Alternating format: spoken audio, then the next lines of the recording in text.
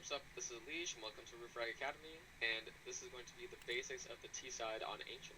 So let's get into it. So a basic configuration for the T side on Ancient is going to be one guy that's towards A that's also kind of playing mid, but we'll say he's the A lurker, and then we're going to say one guy that's working towards elbow. This is just the elbow guy, and then we're going to have the opera that can go just anywhere as heart desires, but usually towards mid or B. And then the last two, we're going to have one guy that's usually focused on the ramp, and one guy that's focused on taking cave control. Those are pretty much the main spots, and some teams play them a little bit differently, but this is mainly how you're going to be wanting to play. And let's get into the A lurker. So normally, if you guys are going to be playing a slow round, the A lurker is usually just kind of playing with the mid guy. Same kind of thing on the CT side. He's kind of just playing outside like this cube.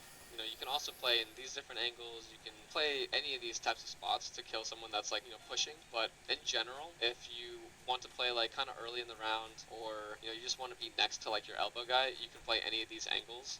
Just be careful of like someone going for like deep peeks and stuff like that, but normally people don't, because this is very hard for the CTs to push in the beginning of the round. Middle of the round, you're either going to be going out mid, you'll just like help like your elbow guy like take this control eventually. Utility to know is just making sure that you know how to Molotov pool, making sure that you can just flash, like just flashing towards elbow. Honestly, there's not really much. One thing that you can do if you ever want to like get information like a main is you can just walk up here, ask like your elbow guy to like throw this flash, and you can just go for a check and see if he's here, and then you just fall back.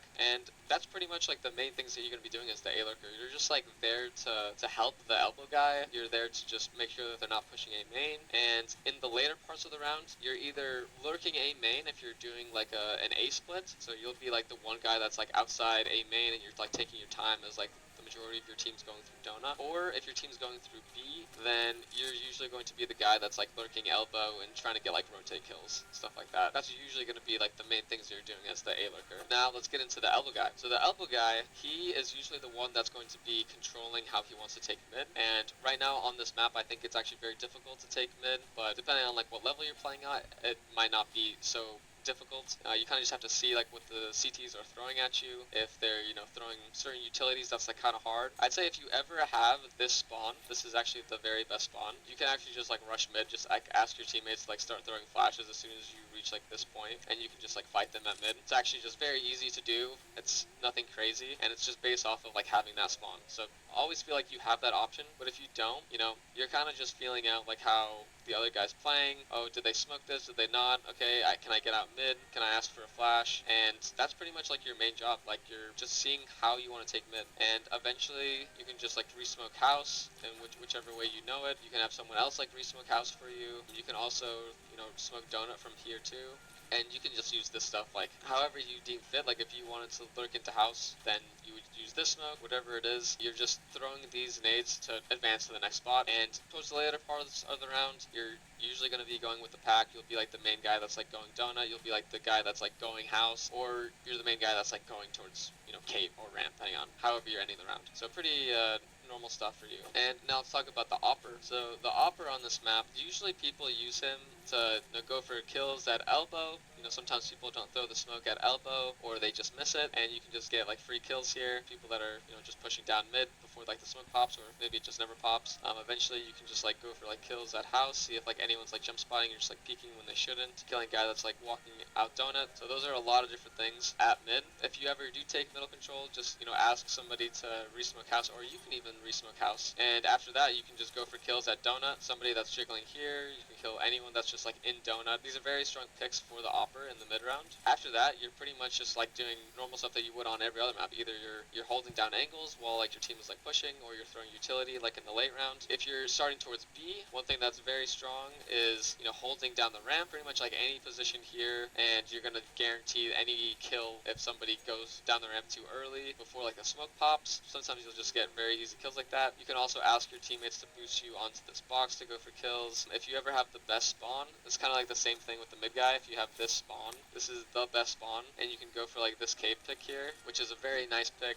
especially because sometimes you can just get blessed with crazy spawns. And after that, it's kind of the same as what I was saying at mid. After you take all of this control, you can come up here, you can see if anyone's peeking in house, you can ask someone to resmoke house so you can go for this donut pick, and after that, that's pretty much like the main things you're going to be doing as an opera on this side. So for the last two players, we're going to be talking about the B guys. We'll talk about the cave guy first, the guy that's normally going to be working cave, and what you can expect to see is the CTs throwing some type of utility in the beginning of the round. They're either going to be throwing like HEs that are going to be landing around here, or they're going to be throwing a Molotov that is landing around here. And your main goal is you're either going fast and you know that they're not throwing this utility, maybe you know that they're low util, and you're just coming up here and you can throw like this Molotov that's just like getting this whole right side here. You can also just like ask somebody to like flash for you, flash for yourself off this, and just peek with it if you have a good spawn. If you're not going fast, then your main goal is to just dodge their nades, dodge their Molotov, whatever. If you notice that they're throwing an HE every single round, don't run into it. Just go like here or something, let them throw it, and then just go in afterwards. You can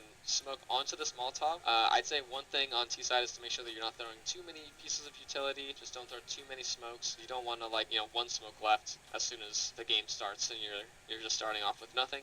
So just keep that in mind. But you can smoke out this Molotov and you can like play on top of the scaffold, which is actually a very strong spot because if they do any flash, then it's very difficult to blind the scaffold guy depending on like how close you're sitting. Kind of just get like free kills on people peeking you. If they're not throwing anything, then in general your main goal is to clear out cave, whether that's with a Molotov, whether you're doing that like with your teammate that comes out mid, jumps up Tetris, and you guys just like double peek these angles together, clear these out, and then you're kind of just like in the mid round here. Now at this point it's kind of whatever thing you're going to be doing to end the round. So whether that's asking for your main B guy to Molotov this, and you're throwing like a flash at the same time, and you're kind of just checking are they in cave, because then you're kind of getting a read on like where they're playing. You can also work donut and have like your main B guy. Like if you guys are going to end A, then you can just end up being with the pack. These are usually like your pack players, the cave, hopper, and elbow guy, and the other two are more wing players. That's pretty much the main things that you're going to be saying for the cave guy. And now lastly, let's talk about the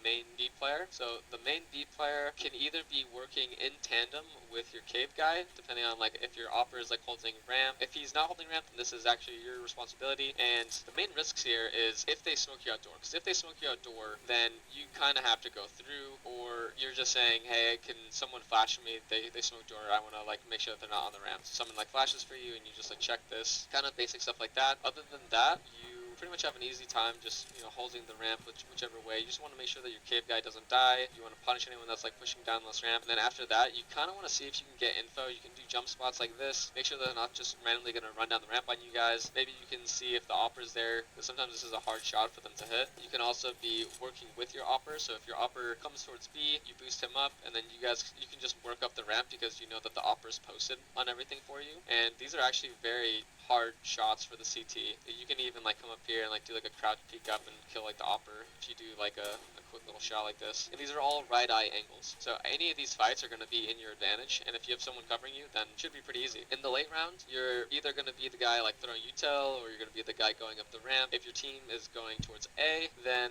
you either are grouping up with them or playing in any type of lurk position to kill rotators. So you can be playing like here for them to rotate out cave. You can even play like super late and just like play here, and as soon as they hear that stuff's going on at A, you just like kill them in the side, which is really frustrating as like a B guy if they happen to push and you're sitting in the door and your whole team is going out A and you just like kill them in the back. So that's super frustrating for them. You can also just be like a ace up the sleeve and like go up B, and if like your team is not able to come out A and they get stuffed and you still have time, they can just like run from elbow up to Tetris and just come B. So there's a lot of different options for you, especially like as a lurker on the B side here. You can potentially play aggressive, you can play passive, you can lurk on them. So lots of different options, and that's usually what you're going to be seeing. Thank you so much for watching Refry Academy. This was the basics of T-Side Ancient. Hope you enjoyed it, and make sure you check out the advanced version later. Peace.